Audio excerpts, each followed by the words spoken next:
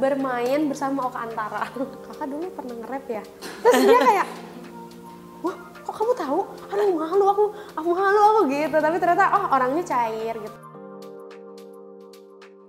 Hai, aku Feby Rastanti. Aku berperan sebagai Farah di film Wanita Ahli Neraka. Halo semuanya, aku Asyira Zamita berperan sebagai Dina dalam film Wanita Ahli Neraka.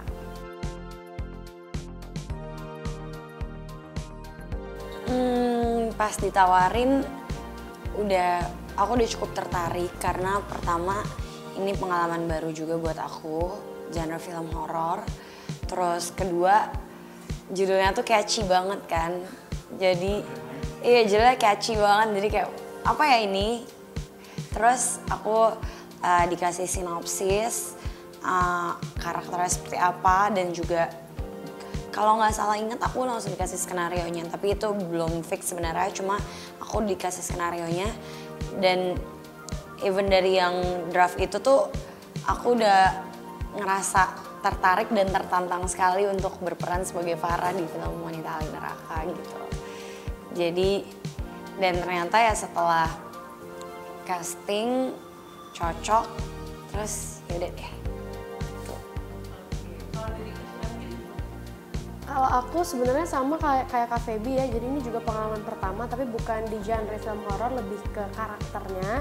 Karena aku pertama kali memerankan karakter seorang santri dan harus menggunakan hijab.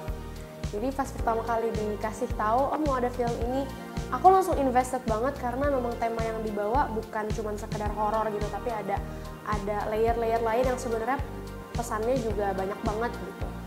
Terus langsung tahu waktu itu yang main Kak Feby sama Kak Oka, aku kayak, hah? Mau main sama senior. Maksudnya bukan senior udah tua, tapi juga udah profesional, aku anak baru gitu. Jadi pasti banyak banget pelajaran yang bisa didapetin. Udah kebayang pasti akan enak banget gitu loh main sama kakak-kakak yang udah lebih dulu lah berkecimpung di sini. Jadi dan ternyata bener dapat banyak banget ilmu.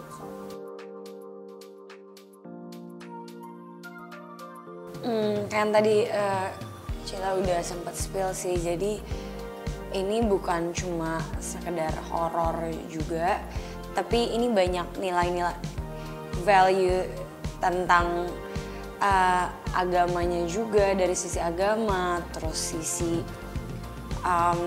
sosialnya juga, bahwa kayak ya perempuan tuh harus nurut sama suami. Terus gimana perempuan tuh salah satu cara dia mendapatkan surga adalah melalui pernikahan gitu. Yang pengennya sih sakinah mawaddah warahmah ya gitu. Tapi pada nyatanya kan nggak semua sesuai sama yang kita inginkan, yang kita impikan gitu. Jadi banyak sekali nilai-nilai yang bisa diambil. Sebenarnya tadi benar banget Kak Feby membicarakan tentang masalah itu. Mungkin aku akan lebih nyorot juga tentang masalah emansipasi wanita kali ya. Jadi di sini perempuan itu benar-benar digambarkan sebagai seseorang atau sosok yang sebenarnya bisa berdaya. Dan nanti akan kalian lihat lah proses karakter developmentnya Farah gitu. Bagaimana akhirnya dia bisa melawan. Terus kalau dari sisi karakter aku, Dina sama Farah itu kan dia sebenarnya kakak adik, walaupun dia tidak kakak adik kandung, karena kita memang dibesarkan di lingkungan yang sama, diadopsi sama Win dan Abi. Cuman aku juga di situ dapat banyak banget makna tentang girlhood-nya, karena aku nggak punya saudara, karena aku anak tunggal ya. Jadi aku akhirnya benar-benar bisa ngerasain gitu gimana sih rasanya punya sosok yang bukan orang tua, tapi usianya di atas kamu, tapi kamu rela melakukan apapun buat dia karena emang she's literally that sister gitu, tipikal sister yang ngasih tahu, yang berpikiran lebih konservatif, sementara adanya ini kan enggak ceritanya gitu. Cuman at the end of the day, ternyata aku sama dia sama-sama punya poin yang bisa kita prove gitu, kalau oh kamu ternyata nggak salah ya waktu itu gitu, kayaknya aku harus bisa lebih mengerti POV kamu lagi. Kayak merasa punya kakak benar.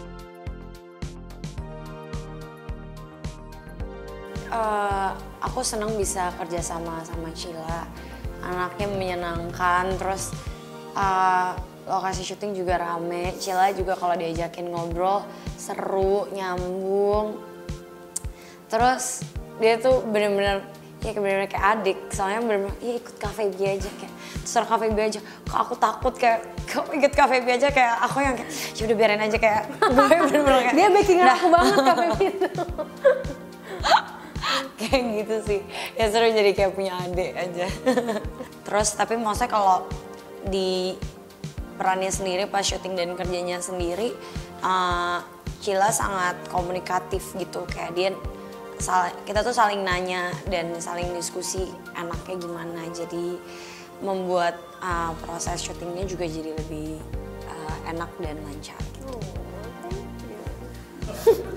Kalau aku ya jujur first impression aku ngelihat Cafe B orangnya benar-benar positive vibes banget gitu Kak. Ini demi Allah nih nggak gimmick ya, tapi aku udah berekspektasi yang ya udah nggak mau maaf banget ya, aku udah berekspektasi rendah gitu loh, kayak aku rela kalau Cafe B nggak mau terlalu ngajak aku, nggak gitu juga.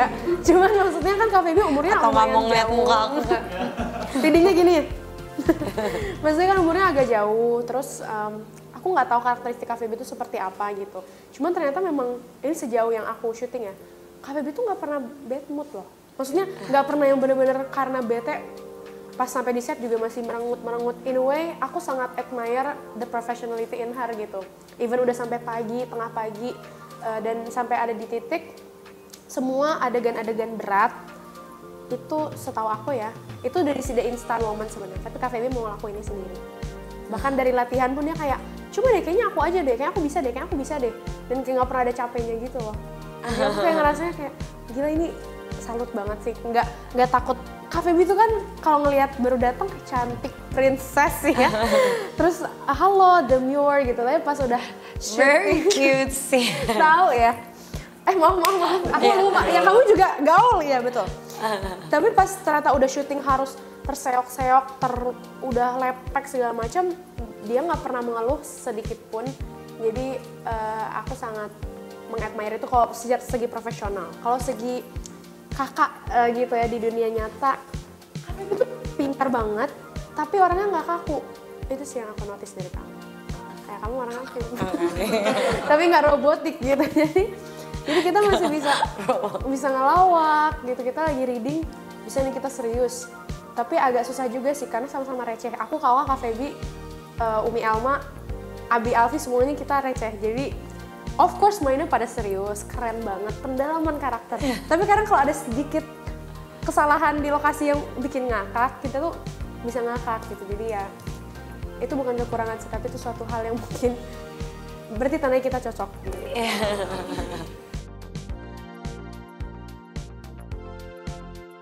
Aku sih karena yang itu adegan kesurupan tuh cukup parah, banyak apa ya adegan-adegan stun yang kayak terbang lah, terbolak-balik lah, dan maksudnya itu kan ya namanya syuting nggak mungkin dilakukan sekali habis itu selesai kan, dan dilakukannya berkali-kali, dan at the same time harus ekspresinya juga benar, kayak nggak cuma gerakannya aja yang benar. Jadi ya itu salah satu challenge juga sih buat aku. Kalau untuk karakternya sendiri cukup challenging karena yang pertama soal pakaian. Farah ini kan santri, jadi pakaian yang berhijab gimana pun kan pasti gesture-nya berbeda, ke orang luar juga nggak sama, ke laki-laki juga interaksinya juga nggak akan sama, terus maksudnya berbeda lah sama Feby sehari-hari. Terus yang kedua ya jadi seorang istri, kebetulan Farah ini dia cukup penurut ya sama suami, dan kalau Feby itu lumayan agak ada sedikit kedina-dinaan yang gak rebel nih. Bot, lumayan kayak kalau disuruh tuh suka nanya kenapa harus begini ya, kayak kenapa gue harus begini, alasannya apa, make sense atau nggak, rasional atau nggak. Kalau Farah tuh lebih tulus, ikhlas, innocent lah, agak sedikit beda-beda tipis, cenderung ke naif karena dia kebetulan memang tidak banyak terlalu terekspos sama dunia luar selain lingkungan pesantren kan, jadi agak sedikit naif. Tapi at the same time dia tuh sebenarnya punya tujuan yang besar sekali. Itu sih, karena aku harus benar-benar memposisikan diri sebagai santri yang, maksudnya rebelnya Ashira dengan rebel Irina kan juga pasti beda gitu. Iya. Apa? Kamu mau mengatakan apa? Enggak. Terus yang kedua, salah satu tantangannya adalah bermain bersama Oka Antara. Karena ada adegan action sedikit sama Kak Oka. Terus balik lagi aku juga lumayan sungkan dan malu dan ngefans gitu. Aku sama Kak Feby sama Kak Oka. Iya, aku langsung, dan aku inget banget kalimat pertama yang aku sampaikan ke Kak Oka. Karena aku deg-degan kayak, aduh ngomong apa ya, so, aku kayak buka topiknya, kakak dulu pernah nge-rap ya? Terus dia kayak, wah kok kamu tahu? Aduh malu aku gitu. Tapi ternyata oh orangnya cair gitu. Terus sama Kak Feby juga cair dan sangat-sangat mendengarkan semua pihak gitu. Walaupun mungkin aku masih kecil, terus aku juga perannya sidekick, tapi mereka sangat mendengarkan opini aku. Itu sih tantangannya main sama senior-senior, bangun chemistry sama Kak Feby yang ternyata sama sekali tidak susah. Mudah-mudahan dengan screen time kita juga yang nggak terlalu banyak, karena kan fokusnya bukan ke Dina sama Farah ya. Cuman tetap aku sangat berharap chemistry dan rasa sayang aku terhadap Farah / Kak Feby itu terasa. Ya capek sih, tapi kan emang semua syuting juga capek gitu loh. Tapi mungkin lebih ke arah karena secara teknis tuh banyak ya. Nggak kayak kalau drama kan capeknya tuh lebih ke mental, emosi gitu, lebih nguras emosi. Ini udah nguras emosi, tapi tenaga juga karena banyak adegan-adegan yang membutuhkan energi gitu. Stan kayak aku kesurupan, terus kita ada actionnya juga. Jadi itu sih capeknya lebih kayak ke situ. Cuma mungkin karena kita lokasi syutingnya juga ketawa-ketawa, seru-seru aja, banyak ngobrol, kayak kita bertiga, terus sama Kak Alfi juga, sama Tante Elma, sama kru-krunya di sana juga banyak ngobrol. Jadi nggak terlalu kerasa. Iya, nggak yang kayak capek, bikin nggak pengen lagi gitu. Iya, mau aja sih. Tapi to be honest, kalau buat aku pribadi ya, sebenarnya lawan main dan environment shooting tuh sangat-sangat berpengaruh. Jadi makanya aku tadi kenapa aku sangat deg-degan dan set expectation segala macam, karena ya kalau syuting udah capek fisik, terus mental juga capek karena lawannya kurang kooperatif tuh bakalan lebih makin kerasa badan capek. Cuman alhamdulillah sama Kak Feby sama Kak Oka sangat nggak kerasa gitu, mungkin karena mereka juga seru, asik. Jadi pas kita adegan beratun saling menguatkan dan kayak ayo Kak, bisa gitu. Jadi ya alhamdulillah bisa tuh selesai gitu. Paling pagi pulang jam berapa? Aku kebetulan ada adegan aku selesai kayak jam 8 atau 9 pagi. Ya, tapi itu karena pas aku hari terakhir. Iya, hari terakhir kamu. Karena tapi itu emang adegannya mau dibikin beneran, ada adegan subuh gitu. Jadi warna-warnanya masih putih biru gitu. Cuma kan ya namanya syuting nggak bisa langsung selesai gitu. Jadi selesainya jam 7, setengah 8, jam 8 gitu sih. Nah kalau kita sendiri sebenarnya malam lumayan ada. Sebenarnya. Iya, scene adegan malam ada. Tapi juga ada adegan siangnya. Jadi kayak balance.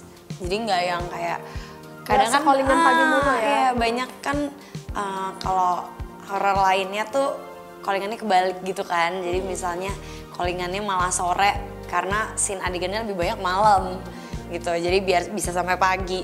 Kalau kita nggak terlalu karena masih banyak juga adegan yang emang siang. Hai K-Lovers!